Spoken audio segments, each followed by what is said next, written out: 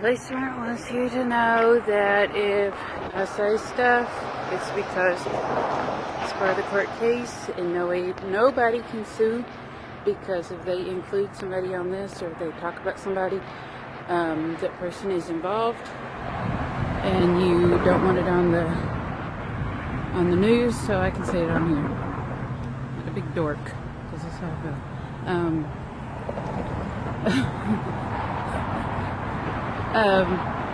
It's basically to let the public know that you need to go talk to the police department and don't harass away the police, or you call New Shell 93 or 12 and they'll answer any questions. You can even call the NAACP and they'll answer any questions, but if you're in trouble or if you're involved, don't harass it away, because there'll be more charges and they do jot down if you contact them. It does help you out in the court, but if you don't contact them all because of the scam, you will get in trouble. And don't do what you want, do as the police want you to do, and don't at all harass them away, and refuse to come to the door, or refuse to call them back.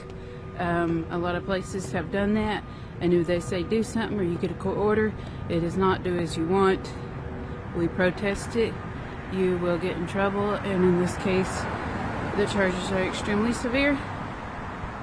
They are trying to end the case. No one will get out of any charges from what I've been told, or any lawsuits. This is what the judge decides, and that is the higher courts. And Islip, Hamilton County is just about out of it. They'll just be handling some of the lawsuits that go through the higher courts, but and the charges, but they do the charges and they just enforce them.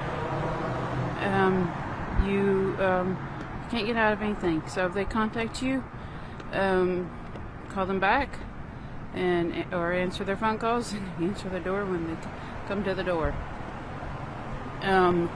And do everything they say to do. And if you don't understand what to do, all you gotta do is just contact them or read the papers they leave on the door.